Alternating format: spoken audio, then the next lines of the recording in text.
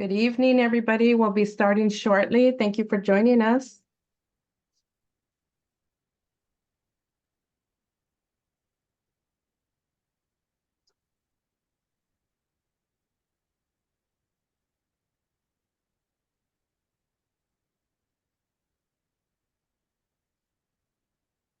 Thank you for joining us. We'll be starting shortly.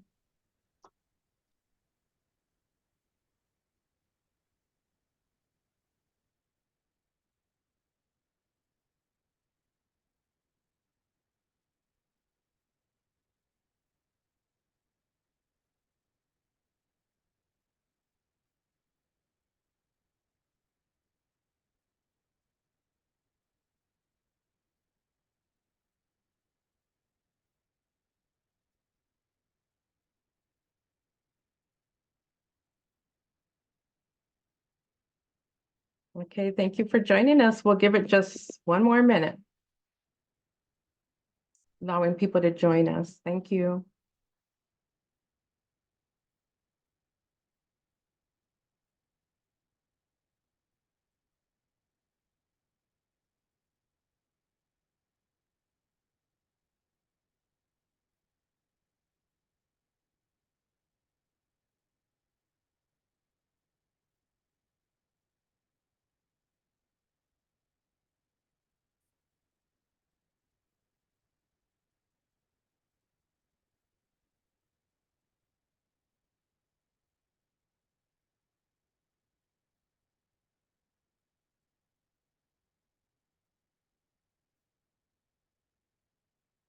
Okay, so one of our panelists is not here yet. Do we see them in the room? Would be Adonia.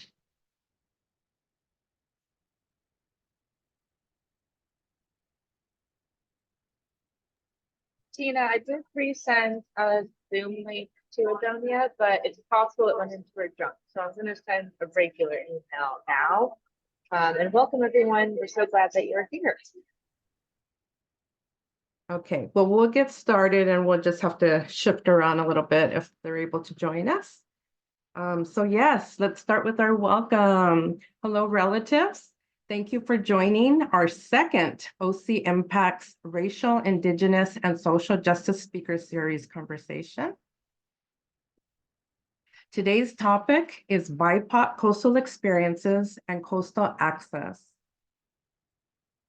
This is the format we'll be following tonight. So for now, we're going to switch and do our land acknowledgement. So Orange County is within the unceded traditional homelands of the Yahachimum and Tongva peoples. The Yahachimum share territory with their relatives and neighbors, the Tongva to the north, from Newport Beach and into Los Angeles County, and with the Payamkawichum to the east and south.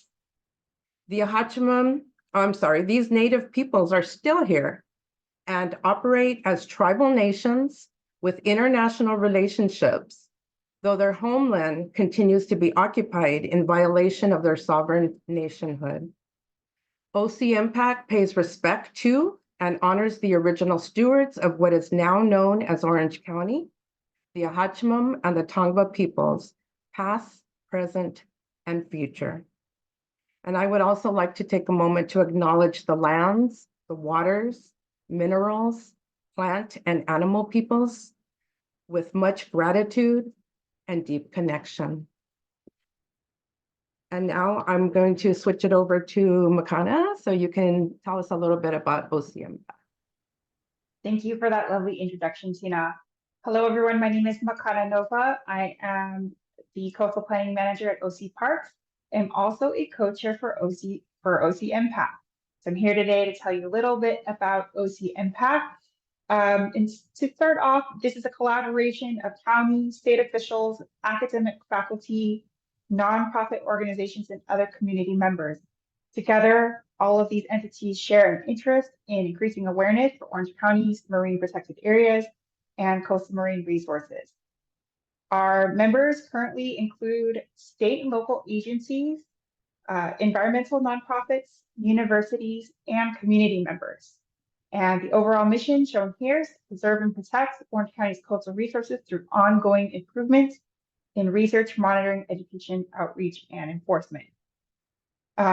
We are comprised of a number of committees, 5 to 6 committees, including grants, research and monitoring, education and outreach, and compliance. Today's meeting is put on by the RISJ committee. It's the Racial, Indigenous, and Social Justice Committee. So thank you to those of you on that committee that are putting on the speaker series today. This is the second item in our speaker series. Today's focus is on conversations on coastal connections through a justice lens. And if you can put the slide forward, please.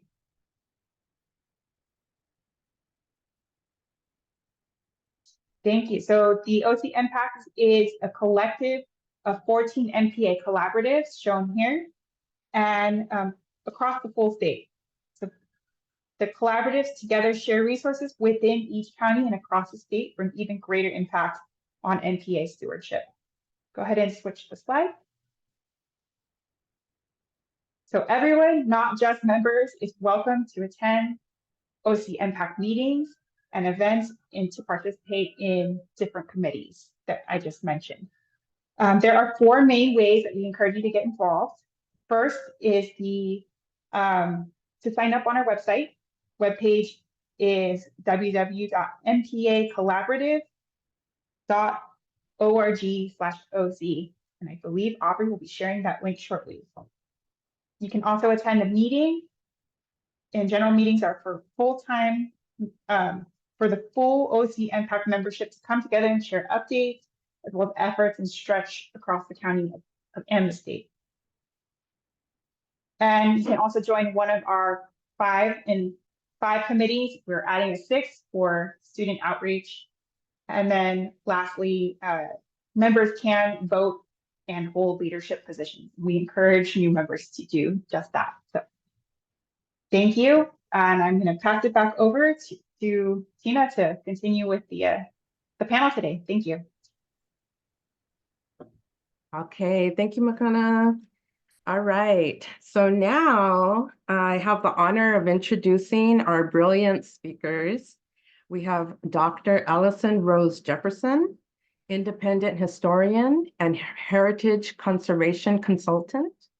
We have Adonia Lugo, PhD, equity research manager, UCLA Institute of Transportation Studies, and Maya Chief, land and health director with OCEJ. We'll start this evening with Allison Rose Jefferson. She's a publicly engaged independent historian and heritage conservation consultant. Among her current projects, she is a guest curator on the Black California Dreamin', Claiming Space in America's Leisure Frontier exhibition, which will be on display until late summer 2024 at the California African American Museum in Los Angeles. She recently finished other applied history projects drawing on her research of Southern California locales that feature historical significance, as well as contemporary consequence to elucidate the African American experience during the Jim Crow era in Long Beach, Santa Monica, and Los Angeles, California. Her most recent book is Living the California Dream, African American Leisure Sites During the Jim Crow Era. And we have included her website here. If you'd like to learn more about Dr. Jefferson's work, please visit that website listed there. And again, thank you for joining us, Dr. Jefferson. Is it okay if I call you Allison? Please call me Allison. Okay, thank you. So I have a couple of questions for you. First of all, it was really good to meet you, and I enjoyed our initial conversation as we were preparing for this evening. And I'd like to ask, in regard to the current exhibition at the California African American Museum, which sounds amazing, can you share a little bit about that exhibit and how it came to be? And also, how long do we have to see this exhibit? Well, this exhibit, although it's on display right now, unfortunately, the California African American Museum is still closed. They had some water damage this summer, and when we were preparing for this program, I thought they would be open again by now, but they're not. But they say that they're going to be open soon. So you all will have a chance to see this exhibition. The exhibition is an outgrowth of my book, Living the California Dream, African American Leisure Sites During the Jim Crow Era. I had all these amazing images of people enjoying themselves at the different places that I look at, which are on the coast in terms of the beach areas in Santa Monica, in Venice, in Manhattan Beach, in Huntington Beach, and then also in inland areas at Lake Elsinore and in Corona and in Valverde up in the Santa Clarita area. And so these photographs were that I had, these beautiful images, and I had some maps too, and some architectural drawings, were things that were a lot of the research that I had done on these sites. And I couldn't put them all in my book. And so I had this idea to do this exhibit. And this idea to do this exhibit actually took 10 years. I first had the idea to do it when I was working on my master's degree at USC, University of Southern California. And I got that degree in 2007. And I had put a proposal for this exhibition together then, and it didn't go anywhere. And then I went back to graduate school again to get my PhD in history from UC Santa Barbara. And with that, I finished that degree and got the book deal. And then I was looking at different ways in which to engage people in the content. And I was like, oh, I should come back to this exhibition idea again. And I did. And I pitched it to CAM, as they are called, their acronym. And they decided that they wanted to do it. And one of the reasons they were interested, aside from the history, in terms of the social history, they were also interested in it from the standpoint of connecting the connections of African Americans to various kinds of nature, whether it be nature at the ocean front or nature at the lake front or nature in an Arcadian valley.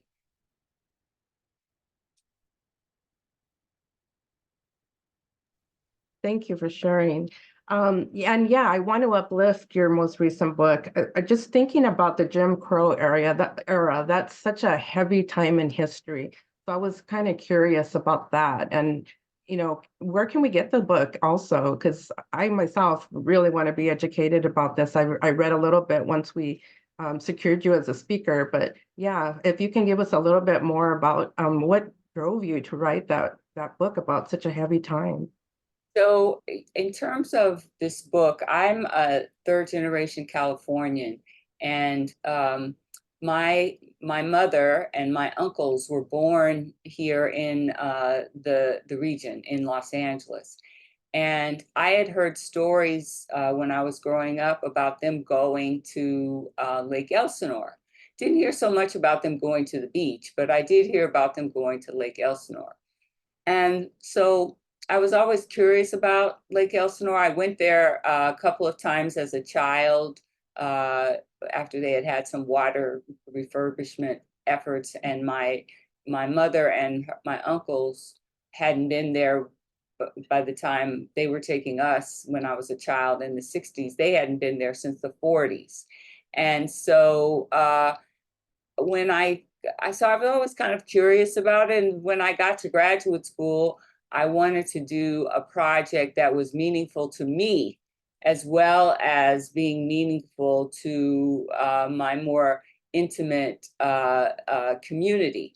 And so I I thought about Lake Elsinore, and then I learned about these beach areas as well, and Valverde, and I decided that I wanted to learn more about them. And so that was the journey to start. My first paper was in graduate school working on my master's in heritage conservation at USC, and Kevin Starr, I was taking a class with him. He was a historian of California history. He wrote those books about California, the California Dream series, and he had been the state librarian at one point in time. And so he encouraged me as well in terms of this pursuit with my first paper, because I was taking a class with him.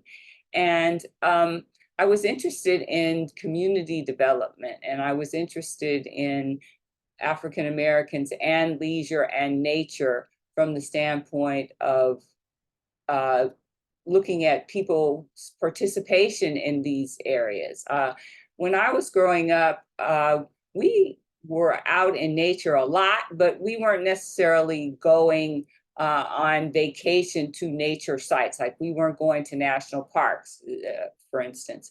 We would go to the beach and we would go to parks in the city, and my parents would take us on different kinds of drives around the region, and we drove up and down the state a few times.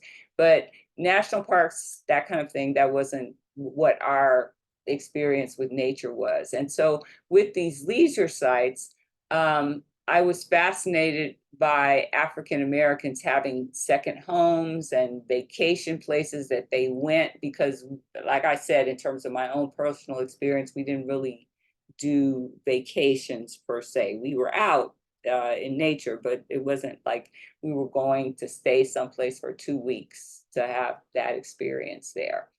So, and I was interested in also learning more about the regional history as well, because although my book is focused on these communities of leisure, there's lots of other information in there about migration, about business development, about the African American community's intersection with other communities in terms of the dominant white community. There's conversation about what did discrimination and racism look like here in Southern California during the Jim Crow era. It was totally different here than it was in other parts of the country, especially from the standpoint that it wasn't as severe and violent here as it was if you were in the South or of the United States. But there was discrimination. It just manifested itself in a California way, a Los Angeles way. Thank you so much for that. All right, I'm going to switch over. We're going to go to our next panelist. All right. So cultural anthropologist Adonia E. Lugo, PhD, was born and raised in traditional and unceded Ahachimum territory, and now lives and works in traditional and unceded Tongva territory in Los Angeles. Adonia has applied her research on human infrastructure in the transition to sustainable transportation and collaborated to define the concept of mobility justice. Her book, Bicycle, Race, Transportation, Culture, and Resistance, came out in 2018. Adonia is Equity Research Manager at the University of California Institute of Transportation Studies and a member of the California Transportation Commission. And we also have Adonia's website there if you'd like to learn more about Adonia. So Adonia, I'm so happy to reconnect with you. We lost some contact for a little bit. And I want to congratulate you on your position as Equity Research Manager at University of California Institute Transportation Studies. So knowing your passion around human infrastructure and safe, environmentally responsible transportation, can you please share with us your sustainable transportation projects and career responsibilities as they've shifted, and what your current goals are. I will, yeah. Likewise, Tina, it's so good to reconnect. And I really appreciated this invitation to be part of the conversation. Because as you read in my bio there, I was born and raised in San Juan Capistrano down in Ahashiman territory, just a few blocks from the mission on Los Rios Street. My mom's a hippie, so I was born at home right next to the railroad tracks. And when I later learned about the story of Modesta Avila, and the way that she challenged the railroad tracks there and then later died in prison as Orange County's first felon back in the 1890s. I was like, oh my gosh, you know, I thought being born by the railroad tracks was a sign of something bad, but then I was like, this is heritage. You know, I'm joining a fight that's been going on for a long time. So yeah, I started thinking about transportation the first year of my PhD program in anthropology at UC Irvine, which was 2007. And I had been living up in Oregon, in Portland, very different landscape, right, than Southern California. And when I came back down, I thought I was just going to be a bike commuter because I'd become a bike commuter in Portland. Everybody there rides a bike. And I discovered that it felt really different to ride a bicycle in Long Beach. I moved first to Long Beach and then later to central LA, to the Koreatown area. And I did a lot of riding along PCH, on the corridors that connect UCI. There's you know, a number of river trails in Irvine, and you can actually get from the train station to the campus, mostly on the creek trails, but there's like no signage, or at least back then there was no signage. You had to, you know, I was like studying Google Maps, figuring out like, do I get off at this little exit or where? And it felt really important to me as sustainable transportation became my focus of study to show myself and in some way, you know, be part of a movement of people who were showing that we could live a good life, we could get around without cars in Southern California.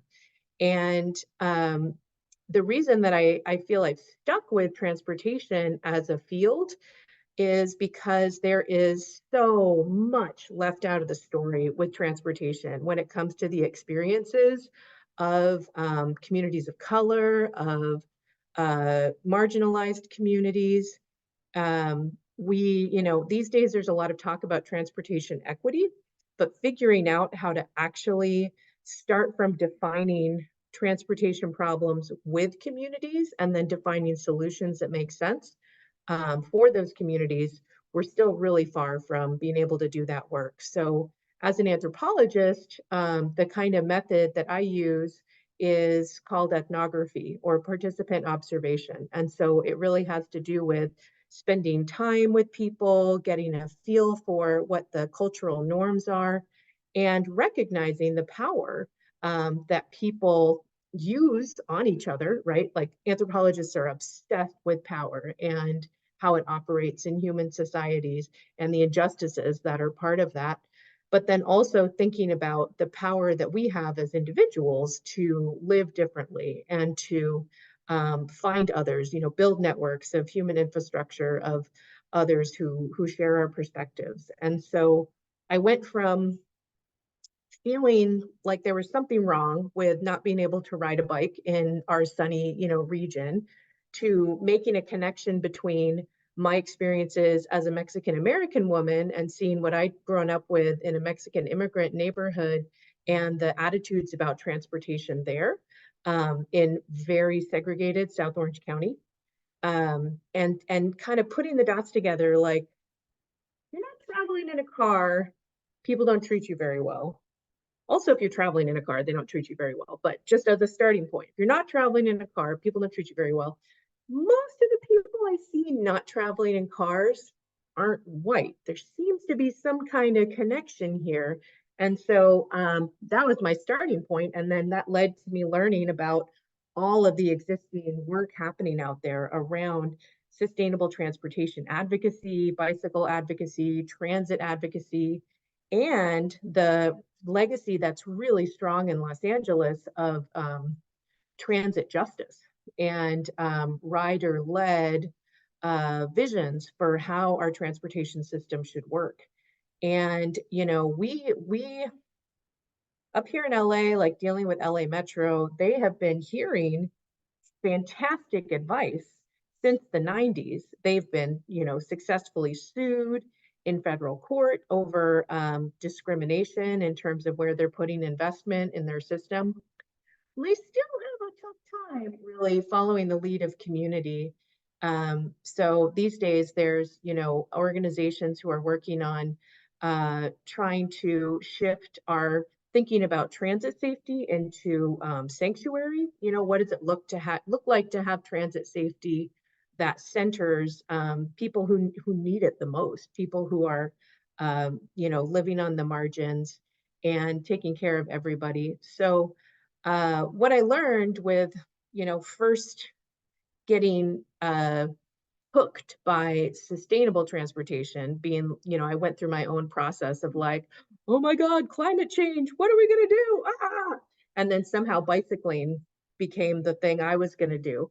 I went from there to recognizing all the blind spots that are part of sustainable transportation advocacy and how we're trying to develop different transportation systems. And so the work I do now in the research space and in the policy space on the State Transportation Commission is really focused on what are we leaving out and what could we be including so that we can get to transportation systems that are going to work better for everyone and not just have new burdens falling along the same old lines in terms of racial discrimination and other kinds of discrimination.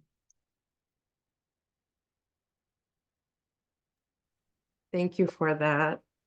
Also, as your bio states, you are a published author, and your book, Bicycle Race, Transportation, Culture, and Resistance, is a great read. I know firsthand. I loved it. It really opens your mind to bicycling and that the fact that there's just, it's so dangerous. It really is dangerous.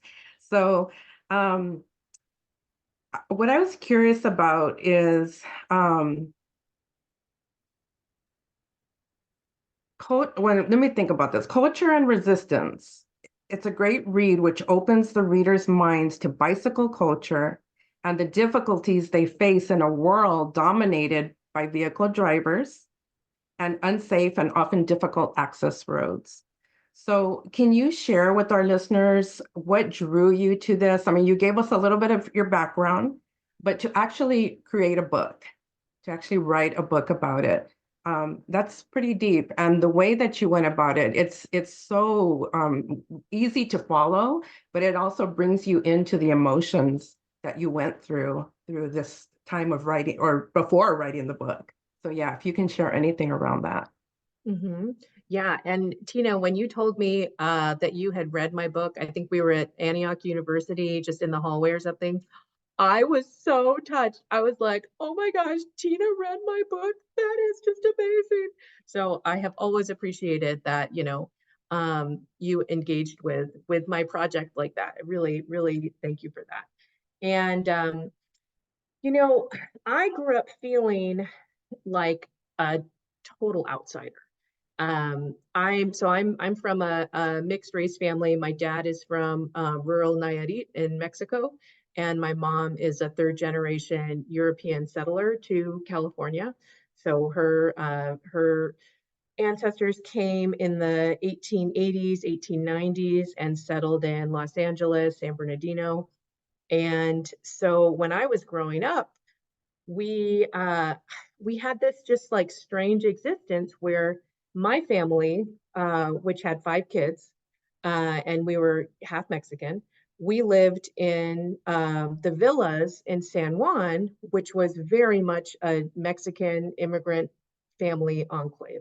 It's a bunch of apartments. It was locally, you know, thought of as the ghetto. Like I heard from white kids at school that I lived in the ghetto. In retrospect, when I go back there, I'm like, there's swimming pools in the ghetto. You're right next to a horse stables in the ghetto. I mean, that's just how it was, right? And of course, I didn't learn till much later in life just how deep the segregation in San Juan went, because there certainly weren't any Black families in the mix, right? So what I experienced was very much white Mexican segregation, and you know, there was all kinds of stuff that kept out even, you know, more kinds of diversity. So anyway, growing up in that environment, my local school, San Juan School, you know, I felt at home there. I got along with my classmates, but their families were really different from mine. Like I had this white mom who, you know, she lived in Mexico for years, so she's a fluent Spanish speaker, and in some ways is, you know, very Chicana in her own right. But her family had a house up in Corona del Mar in Newport Beach, and that's where my grandma and great grandma lived. And we spent a lot of time there. So, you know, my family, like many of ours, it was fractured by intergenerational trauma. And so in my household, my parents went through a really long, unhappy divorce process. And so my grandma and great grandma's house, where we go every weekend, was my sanctuary. You know, that's like where I felt safe. That's where I didn't have to worry about anything. And it was 2 blocks from the beach in Corona del Mar. And so the beach was part of that. You know, I got to just run barefoot. You know, I remember the feeling of the particular kind of cement they have on the sidewalks there going down to the beach. And at the same time, I felt like an outsider because I was this little brown kid. I actually was gonna, I have a picture to share. If I can share my screen of this little brown girl eating a popsicle on my grandma and great grandma's porch. And I could tell, I don't remember any instances of anybody in that area blatantly saying anything to me about not belonging there, but I felt like I didn't belong. Like if I was outside by myself and white adults would talk to me, I felt like there was something, you know, insecure about me being there. And so then on the other hand, back home in San Juan, I'm the kid at school who wasn't learning Spanish in the home the way that all my classmates were. So I really grew up feeling like an outsider, um, and at the same time, you know, being supported by my family and having a strong connection to the local natural environment. Like we did a lot of hiking. When we went on vacations, it was going camping up in the Julian area in San Diego.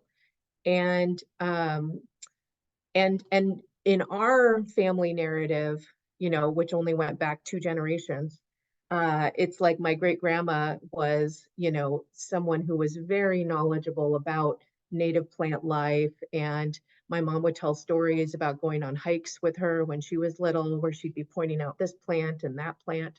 And yeah, and getting to have that sense of connection with the beach that now I understand, oh my gosh, it's so different when like you got to pack everything up, you got to get your food in order, you know, how are you going to carry everything onto the beach? It's like an ordeal going to the beach. The way that I grew up, I just got to, you know, run out there. Maybe we would take a towel, and the feeling of, this is the thing that actually brought me back to Southern California.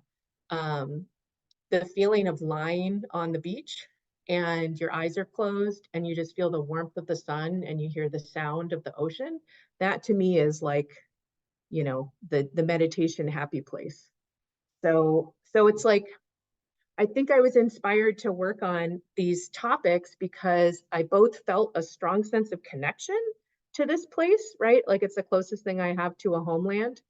But at the same time, the more, you know, from my own experiences and the more I learned about the world, I was like, it's all fucked up. You know, everything's messed up. Things that should make sense, like just being able to get around without using fossil fuels, they're not making sense. And it's because of all this legacy and baggage of injustice and the way that people have not been able to cultivate good, strong relationships with this place where we live because of the kind of exploitation that they're subject to. So somehow in my twisted world, like bicycling represents, you know, liberation, it represents, somehow, you know, being able to think about a future where we're more, where we're not as subject to these kinds of systems that we know are so harmful to our bodies and our communities and our, you know, ecologies. But that's a lot of meaning to put into a, you know, a bicycle. Thank you for sharing that. You're so funny. Okay, so we're gonna go over to Maya. Thank you for being patient, Maya. All right. Maya Cheeve is the Land and Health Director of OCEJ. She graduated from Chapman University with a BS in Environmental Science and Policy and a minor in English with a creative writing emphasis. She grew up in Long Beach, California, an environmental justice community and one of the most diverse cities in the United States. After seeing her home affected by the pollution caused by the Port of Long Beach and the freeways that transport goods there, she now aims to empower and uplift communities similar to her own, advocating for intersectional social justice. Additionally, Maya is a published poet and aspiring novelist who specializes in speculative fiction, as well as a lover of story-based video games. And we also have Maya's contact information there, both for the website as well as their Instagram. So thank you and welcome, Maya. Thank you so much for joining us in this conversation. And thank you for the important work that you're doing all around environmental justice. So what are the critical priorities that OCEJ is tackling currently? And what are the biggest challenges that you face working in Orange County in this medium? Yeah, thank you. First off, I will say I'm having like technical difficulties a bit today. My Wi-Fi is pretty spotty. So in case I like cut in and out, let me know and I can repeat anything. But yeah, to get into your question, so Orange County Environmental Justice is an organization that focuses on EJ issues all throughout the county. And for those who may be unfamiliar with the term environmental justice, it's basically talking about environmental issues that specifically impact communities of color, communities that are lower socioeconomic status. And yeah, some of the main issues that we work on are lead contamination in the soil, water quality, Indigenous sovereignty and land rights, as well as electoral work. And to expand a bit on those, as the Land and Health Director, I mostly focus my work in the soil lead issue in Santa Ana. And sorry, I'm not sure where to go next with this. I'm not sure how much detail I should go into because we might be here for a long time if I end up talking about the soil lead stuff.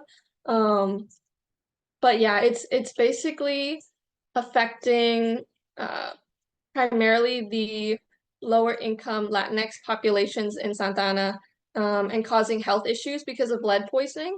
And so we're trying to combat through policy advocacy as well as healthcare for affected residents and remediation of the soil. Remediation just being a fancy word, meaning like removing the lead. And yeah, with water quality issues, that is more of a county focused work led by our Water and Justice Director, Kayla Villegas. I believe she's currently doing like focus groups as well as like creating a policy brief to tackle any water issues that residents may be noticing with their drinking water. And then with the Indigenous sovereignty, that's mostly led by our Executive Director, Patricia Flores. And that is work in tandem with an organization called Friends of Pavangna, which is focused on protecting the sacred site of Pavangna, which is located on what's now known as Cal State Long Beach. And with the electoral electoral work, we're trying to advocate for candidates who are pushing for environmental justice, as well as other types of social justice that we're aligned with across the board. And that's all throughout Orange County as well.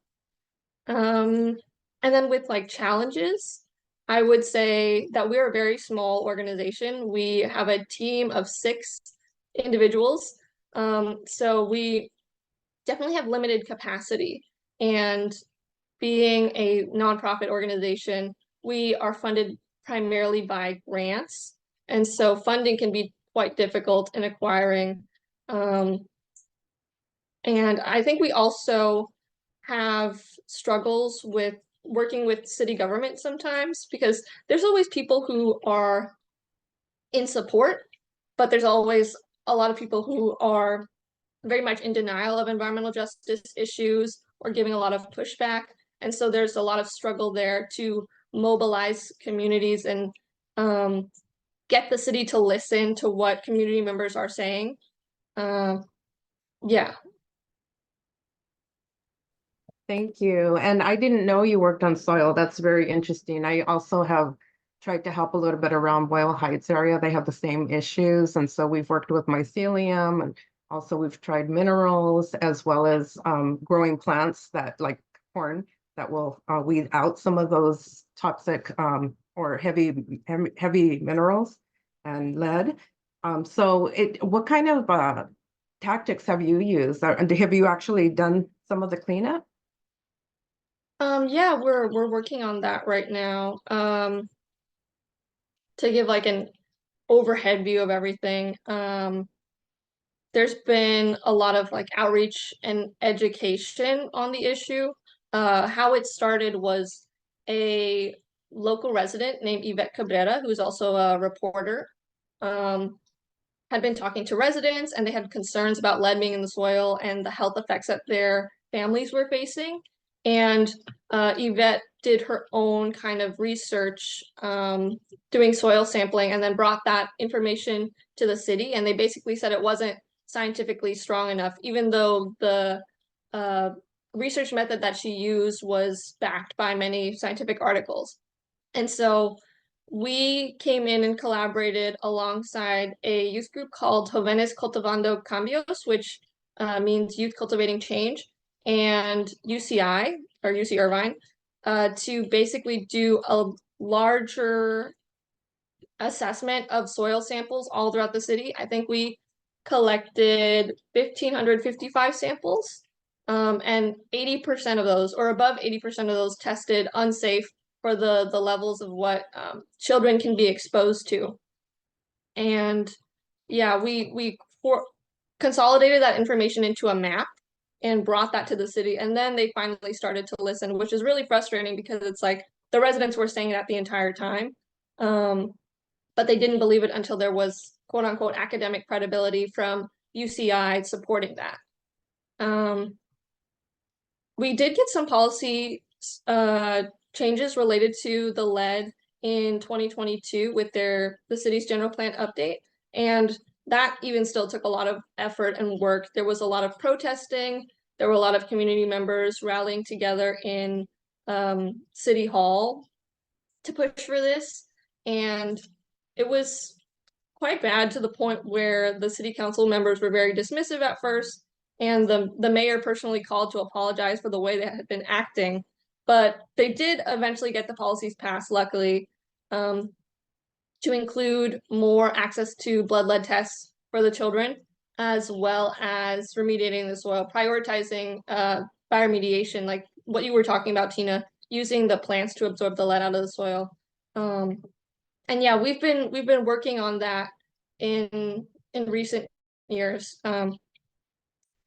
There's definitely a history there, because when one of the groups that we were working with first tried to do the bioremediation on this empty lot, the city still gave pushback, which is frustrating, because they had written the policies in, but they weren't actually supporting that when, going into action with it. But now it's been a more collaborative process. We meet bi-weekly with the city, and talk to members of city staff as well as OC Healthcare Agency and other community groups working on this lead issue to try and push forward on continuing to tackle the issue. And we are set to have a bioremediation project in August of this year, where we'll be having a soil lead practitioner cohort, which will be made up of 10 residents from the community members to learn how to do the soil sampling, how to do the bioremediation, and communicate those scientific results in a digestible way to other community members, and then continue to teach more and more residents and hopefully build upon that knowledge and progressively start to continue to remove the lead from the soil through that method. Yeah. Thank you. And I also wanted to give you the opportunity, because you are a published poet, aspiring novelist, and I read about how many other passions you have. It's pretty amazing that your artistic ability as well. So if there anything you would like to uplift around that and your artistic abilities, your poetry, anything that you want to share about yourself, because we want to get to know you. I appreciate that. Thank you. Thank you, Tina. Similar to the other panelists, I do have a poetry book, not the same as your really incredible nonfiction books that you have written. But yeah, it was fun for me to write. Yeah, but I also like to talk about how I think that kind of creative ability can transfer to something like environmental justice or other aspects of environmentalism and social justice too. Like, for example, one of the projects we work on was a comic book that illustrated the soil lead issue, and that was primarily because children are affected by the issue primarily, and so we wanted to explain that issue in an understandable way with pretty visuals, more accessible language, because soil lead is not the most interesting topic to young children. And that was made by OC high schoolers and I think one college student alongside me and one other staff member on our team. And something else that I've also worked on is this like soil lead scavenger hunt. It's kind of like a interesting game with like a narrative structure and role play and puzzles. And I think it's a very engaging way to kind of explain the lead issue. Yeah, people seem to be pretty excited about it. So it was fun for me to like write that little story and fun to get people engaged with the issue since it's something they're not typically that interested in just from hearing the word soil lead. Yeah.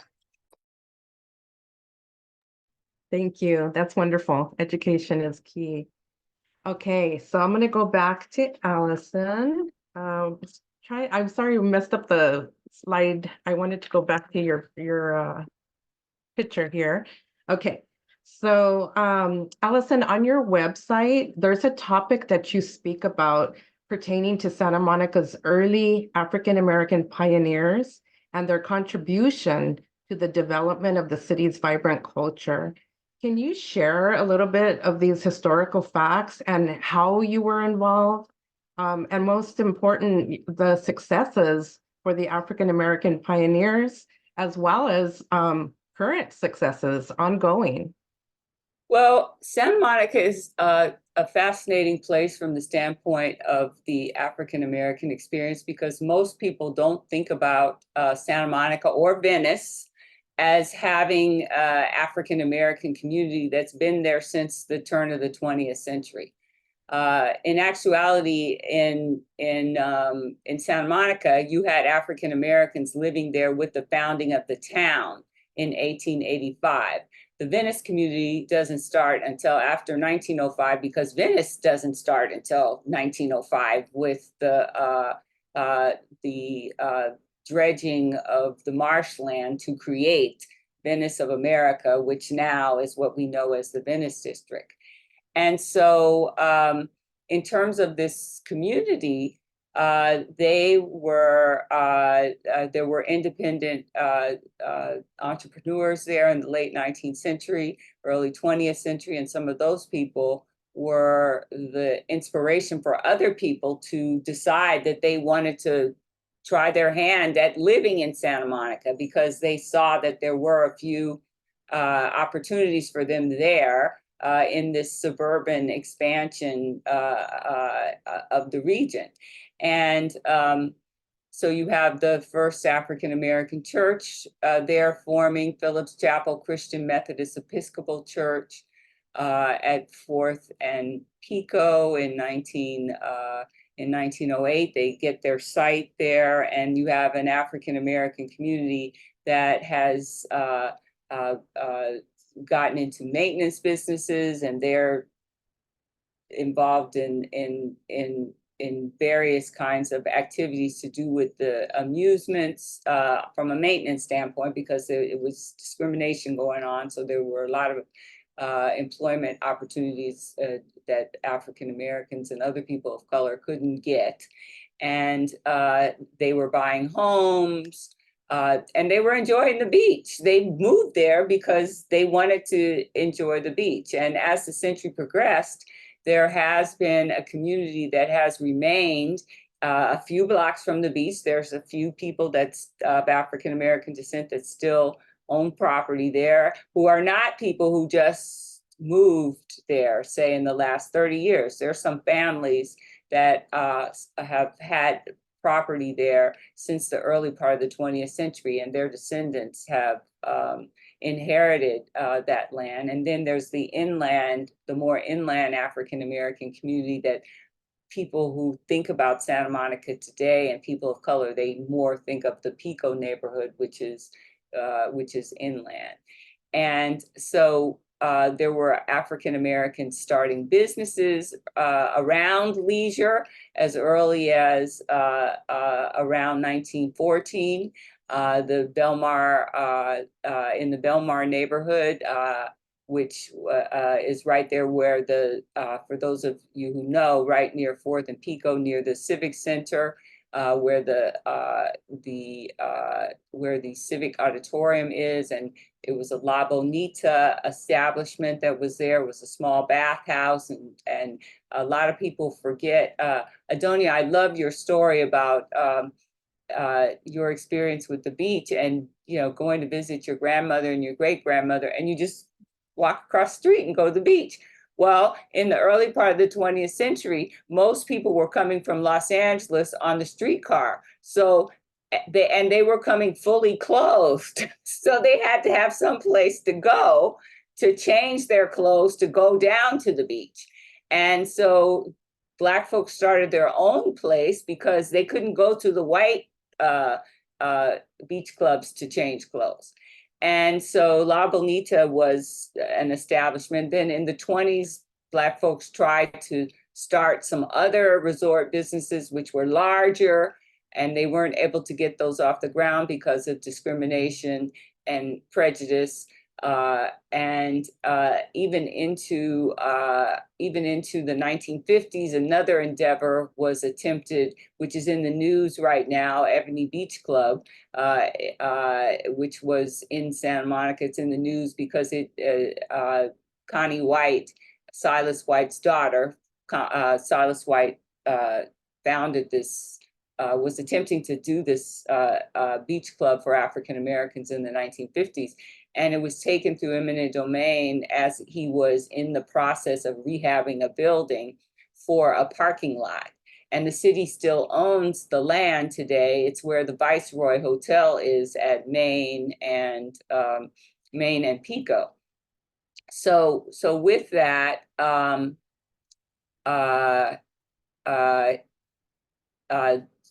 she's looking at trying to see if she could get some sort of restitution. She was inspired by what happened down in Manhattan Beach with Bruce's Beach and the Bruce family descendants getting restitution for their resort land being taken away from them. So with that, there were continuing things that happened to African Americans in Santa Monica in terms of resort businesses, but they still persisted in terms of the people that lived there. They found their community in terms of employment opportunities. They were able to maintain with the folks from Los Angeles coming out to the beach site in front of the public park at Bay Street and Oceanfront Walk, which has now been named or listed on the National Register of Historic Places as the Bay Street Beach Historic District. It's one of the few sites around the country that's a historic district related to African Americans or any people of color, and it's the only National Register district in the city of Santa Monica at this time. And so that area has been recognized since 2008 as this historic site of African American experience at the beach with a landmark monument from the city of Santa Monica. And so with this, you did have this beach culture of the local people that lived there. And as Adonia talked about, they just walked down to the beach with the towel. There's a few people who are alive today who are in their 80s who remember those times as well, where they just walked down the street to the beach and enjoyed themselves and walked to all the different piers along the beach. And it is a different experience to have that closeness to the water. And so for those people that stayed in Santa Monica, they fit in where they could fit in terms of the local economy. There were some African Americans who started out there and it just was too small for them in terms of their ambitions for their social lives and for their business endeavors. And so they moved to Los Angeles. And we have to remember that in terms of the early part of the 20th century, the car and the road were not what we know today. It was dirt roads initially, no roads initially, and car culture really didn't become something that was easy to manage until with good roads until the 1930s and 40s. And you did have the streetcar that you could get to the beach in an hour, but most people were, and that's the way most people were getting there for a long time. And so with that, in terms of more contemporary times, one of the first African Americans on a school board in the state of California happened to be in Santa Monica in the late 1960s, early 1970s. There was an NAACP protest in the 1940s around employment at Sears, which was something that people don't think about in terms of Santa Monica having a protest against Sears because they would not hire African Americans in other than menial positions. This was also the time in the 1940s when Wilford P. Carter ran for city council. And he almost got on the city council in the 1940s. And he was a minister of Calvary Baptist Church. His wife is actually the woman who became the first African-American, and I'm spacing on her, Blanche Carter, the first African-American school board representative in the 1960s. And she was on the school board for 10 years. But anyway, her husband, Wilford P. Carter, ran for city council, and he missed it by a few votes. And it was, and people forget these stories. So there was, an active community there. I had wanted to mention too, and I put it in the chat, that some of this history that I have talked about in my book, Living the California Dream, African American Leisure Sites During the Jim Crow Era, that is in this exhibition at CAM that hopefully you'll be able to get to see when they open. Some of this history, more focused on Santa Monica, is also in the Belmar History and Art Project, which is a multifaceted project that I did with April Banks. She was an artist on the project that includes a context essay, lesson plans for third and fourth graders, eighth graders, and high school students. And it includes an outdoor exhibition that has history panels, 17 different history panels that talk about people, places, and events of the African American experience in Santa Monica. And then there's a large monumental public sculpture that April Banks designed. And I did a context essay for the project as well, which all of this can be found online, Reconstruction and Reclamation, the Erased African American Experience in Santa Monica's History. And I'm going to be leading a tour on April 20th, if anybody's interested, but you can go online and find out more about this project and see some of the materials associated with it. There's also a site guide. And so these are, as Maya was talking about, some of the poetry and things that and writing that she's doing as being and the games that she's involved in, or cartoons. I'm sorry, comic books. Was that it? A comic book? Yeah. To these kinds of projects are ways to engage people in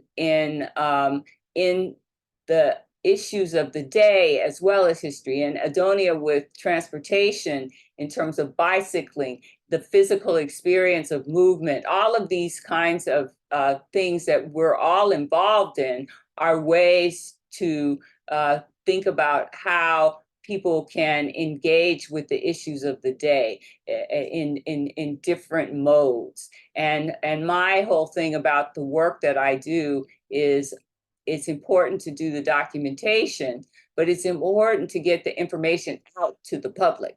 And what better way to get information out to the public than to allow the public to have some sort of experience with it where they're gaining knowledge and also being entertained or getting exercise. Thank you. Love it. All right. I want to let the listeners know that if they have any questions, to please put it in the Q&A section, and we'll be happy to go through those before we finish this speaker series. And right now, I do have a question for Adonia. So coastal access, it can be challenging for many folks, especially those who don't own vehicles and for those with disabilities. So do you have any ideas on how coastal access initiatives might address these issues? That's a great question. You know, just given the once I started recognizing how lucky I was to have had that experience, which, you know, is very much in the past. When my grandma and great grandma passed away in the 90s, the family did the thing of selling the house and splitting the proceeds and creating bad blood among the descendants, which, you know, thank goodness has healed now, but we don't own that little plot of land anymore. The house has been bulldozed. There's a big old, you know, modernist block on it. And but just recognizing how lucky I was to have that proximity, you know, I've really thought about how I would love to see a state system of beach houses that people got to spend time in. And in Orange County, there is the Crystal Cove, right? That park. I feel like the reason that's always booked out, like ever since they opened that up, it's been booked out. I think you must have to get on and, like, you know, get a spot as soon as they open up the new block. I think we need more opportunities like that where you can actually go and, you know, be comfortable, have access in a way that works for you, and be able to spend time. Because it's different than just going on the day trip. And it was so interesting, you know, hearing you, Allison, talk about how it back in the day, the way people would have gotten to the beach was on the streetcar. And that was how my family ended up in Corona del Mar. My great grandma lived in San Bernardino, but she would take the streetcars all the way out to Balboa in Newport Beach. And so we have pictures of, you know, my grandma when she was a little girl in the 20s and 30s on the beach there. And then later in her life, my great grandma was able to retire with her second husband, and he built a little cottage on one of these plots of land in Corona del Mar. But yeah, I would love to see more opportunities for people to comfortably be at the beach, right? Because it's one thing to be there, and you've had to bring so much stuff with you. You had to park somewhere. Maybe the beach, the sand's really wide and long. I think more like ways for people to have a little dwelling experience would be really cool. Thank you. Yeah, I've seen in Long Beach, there's actually places where wheelchairs can access. So that's huge. Did you have a question, Allison? was gonna say, in terms of what Adonia is talking about, there was that study that John Christensen at UCLA did a few years ago. The Coastal Commission hired him to look at accessibility in terms of the beach areas, and this was one of the outcomes, what you're talking about, to make more affordable places available. So you might just check that out, and that is something that the Coastal Conservancy is working on. Now, you know, sometimes these things take longer than we would like them to, but it's something to, you know, check into, is what I would say. Thank you for adding that. And Crystal Cove is part of our MPA, so let's see what we could do.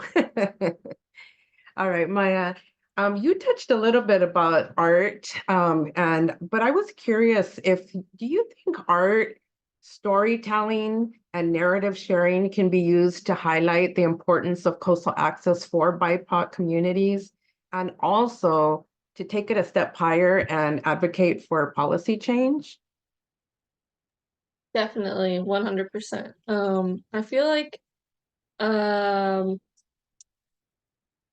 was I going to say? I used to intern for the Bolsa Chica Conservancy, and I was a social media and marketing intern there during 2020.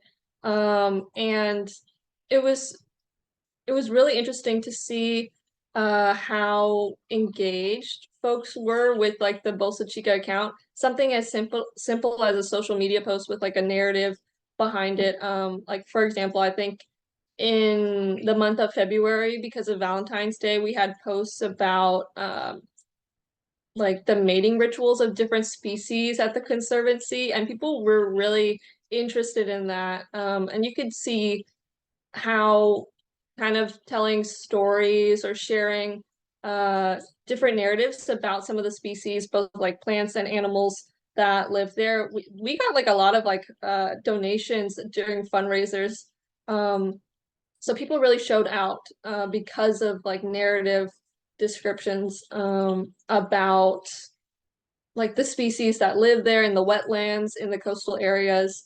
And I did forget to talk about in my description about OCEJ's work, how we're tied into some coastal work. So I'll touch on that as well with this question. We haven't done too much coastal work, but we're aiming to do that like with one of the grants that we applied for last year. It is called the Outdoor Park Equity Grant. And the goal of that was to get students to learn how to test for water contaminants while making connections between the water in their own neighborhoods and coastal ecosystems as well. And that was focused in the city of Santa Ana. And there's a lot of like Latinx and Vietnamese and Cambodian populations that have limited access to green space, as well as coastal spaces in general. And so what we were planning to do if we get the grant is to kind of learn or teach the students about water pollution, water testing, water advocacy with Indigenous groups, as well as like doing a coastal ecology session about like the different types of flora and fauna in Crystal Cove. As Adonia mentioned, we were also trying to go there too, or the Newport Back Bay. And I think also a trip to the headwaters at the San Bernardino Mountains to kind of explain how like the water gets from the mountains all the way down to the coast. And yeah, trying to both educate the community members, but also give them more access to go visit those coastal spots that they may not necessarily get to see in their day-to-day lives. Beautiful, thank you. There is a question in our Q&A area, and I'm going to remind our listeners, if you have any questions, feel free to put them in there. This one is for Dr. Jefferson. Outside of your research, how else do you like to connect to the coast? I'm at the beach all the time. And I'm not so much in the water these days, but I've taken surfing lessons, and when I was younger, I would swim a lot at the ocean. And when I was a kid with my mother, she would take us to the beach every summer for, almost a couple of days a week, because she liked the beach, and she would take us up north of Sunset off of Pacific Coast Highway because it was easy access for her, and there weren't a lot of people there. And then there were families there. So we would do that a lot. As an adult, I power walk as my outdoor exercise, and I like to do it at the beach. And I'm down there a couple of days a month with walking or just hanging out at the beach these days. But I power walk 4 times a week, so I'm outside, quite a bit. And I would bike a little more, but sometimes, getting the logistics of all these things together is kind of challenging. So walking is easier than biking, although I do have, bike. And so, yeah, I enjoy going to the beach very much. Yeah. Thank you. I'm going to pose this to Maya and Adonia, but anyone can answer. When we think about the health of our ocean, and it's not so good in many spaces. We have the DDT barrels that have been thrown into the ocean. We have toxins that come through our river systems and end up in the ocean. We have the plastics issues. So I'm curious what your hopes for the health of the ocean is, and if you are actively working on anything to campaign around the care and health of our ocean relatives.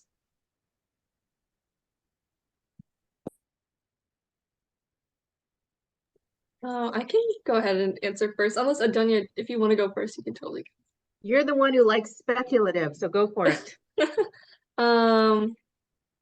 Yeah, I don't think OCEJ is, unfortunately, it's not doing anything related to caring for the oceans right now, just because of limited capacity with our programs. But if we expand more and get more funding, we would totally love to do some more of that work. I will say it's really interesting seeing different types of spaces by the ocean. That I worded that strangely, but what I'm referring to is growing up in Long Beach. I think some of the beaches that I visited, there was a lot of trash there. The water wasn't super clean, unfortunately. And I am Cambodian American. And when I had visited my home country with family members, I think one of the first times we had visited, we went to, I think, this like island like off the coast of Cambodia, or something like that. We had to take a boat to get there. I don't remember super well because this was like in middle school, I think.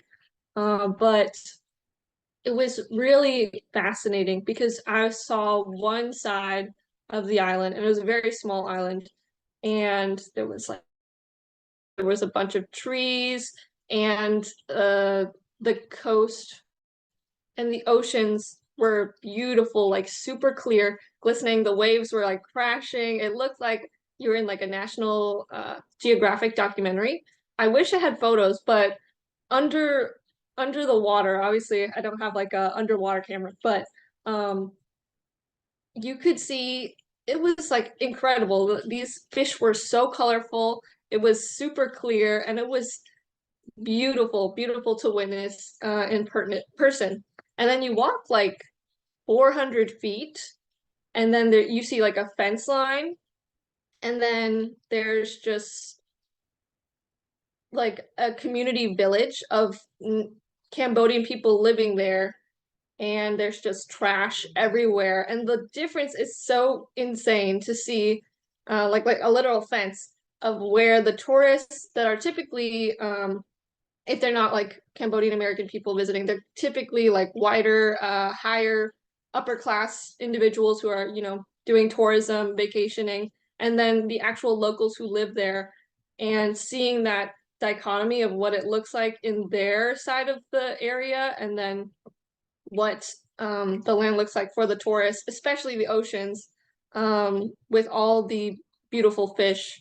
And yeah, I think it's a very important to focus on that disparity and restoring oceanic health and equity between different communities, especially the locals who live in these communities who are like native to these areas where they should have this access to these oceans, but they're like limited, uh,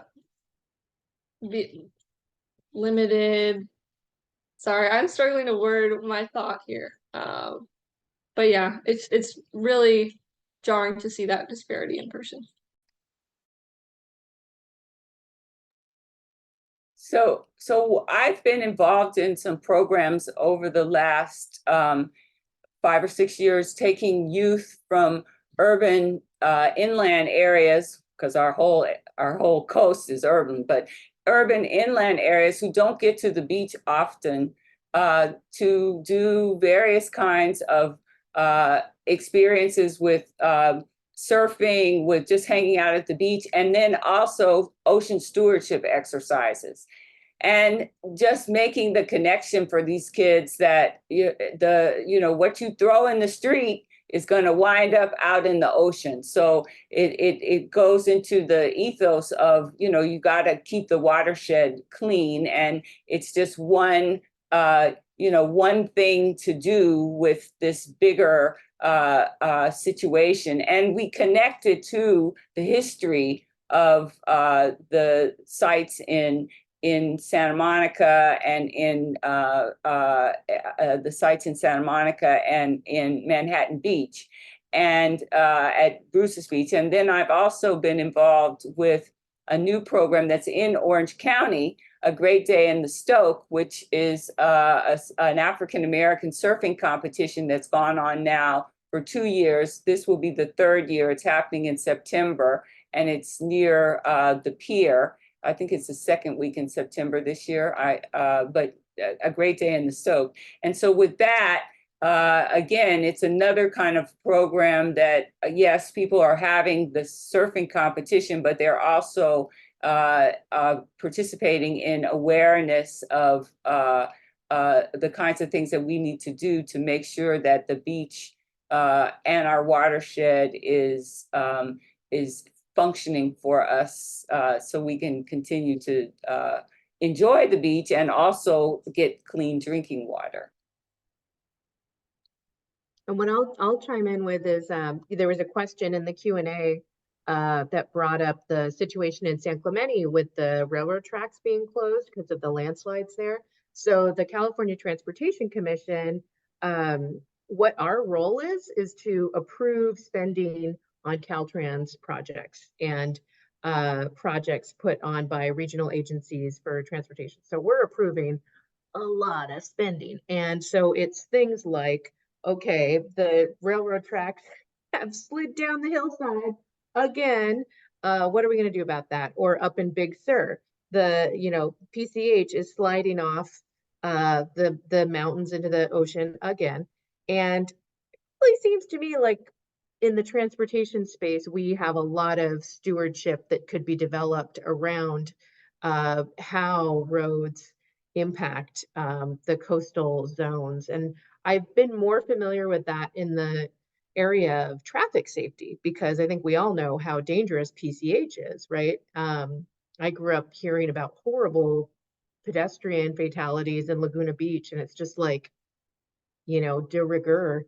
And so I think it's just kind of ecosystem wise, there's a lot of thinking we can do in transportation about how these mobility corridors include life beyond human life, right? For one thing, so a more ecological perspective, but then what are the runoff impacts and things like that. And I have a lot more to learn. I've been on the Transportation Commission for almost 2 years, but there is a lot to learn about Caltrans and the transportation systems in our state.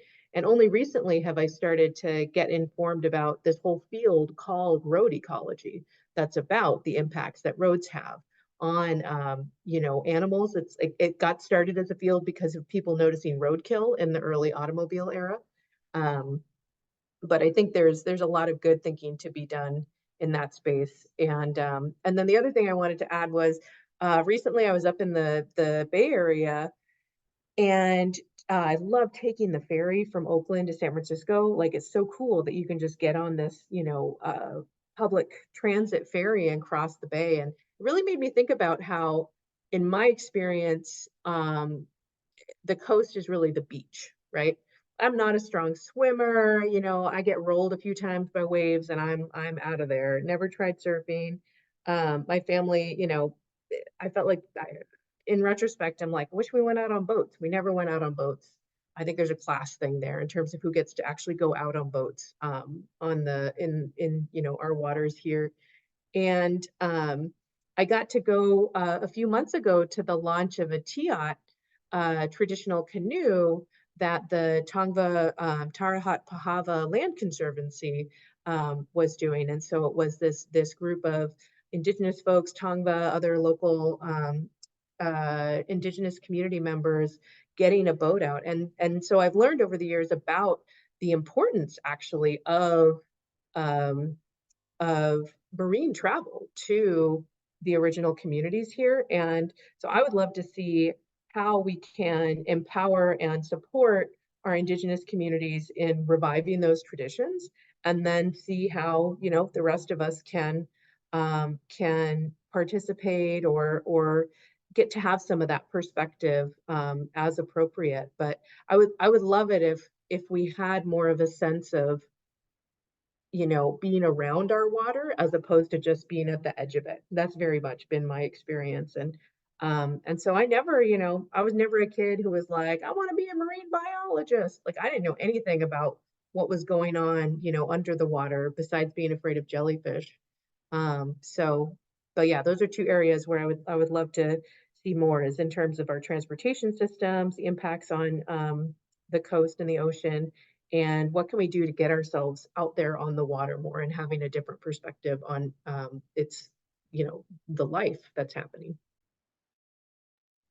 Thank you all so much. We have about 5 minutes left. So I'm going to go to these last couple of slides to let everybody know that we have one more speaker series coming up. It will be on May 23rd. It'll be over about navigating the resources and pathways to access. So there's a QR code there. Give folks a little bit of time if you want to scan that on your phones. And then I'll switch over to the last slide, which is the flyer for this event. And then I can stop sharing. And Adonia, you can show us your picture if you want. So let me go down to the last slide. And here again is the QR code, and we'll be posting this on social media, and would love for all of you all to join us if you have the capacity to listen to the next speakers that we'll be having. And I will stop sharing so that you can share, Adonia. Okay, got the little picture open again. Yeah, so it doesn't show at the beach, but this is, you know, my grandma and great grandma lived in this little brick cottage, you know, a block and a half up, and we had so much fun there. I mean, it was like I said, our haven, and everything was sandy, right? Like, you can get an idea of how much sand there is just sitting on the bricks. And it was a great place. And yeah, we just got to find ways for more people to get some of that dwelling experience, right? Thank you for sharing. You're adorable. And Maya said that too.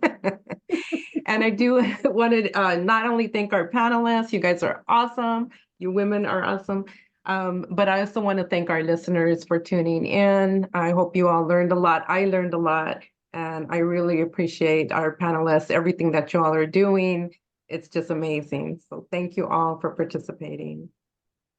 Thank you very much for inviting us to participate. This was great. I love learning about you guys, Maya and Adonia, and hopefully at some point in the future, we'll have the opportunity to meet, and Tina, we'll all have the opportunity to meet. Let's I would do love it. that. Lunch on the beach. You've got that tour coming up. So I'm like, oh, yep. Well, I would love to see you all join us if you can on the 20th. Yes. All right. Sounds good. Well, again, thank you, everybody, and have a good evening. Rest well. Thank you so much. Bye, everyone. Yeah, thank you. Bye.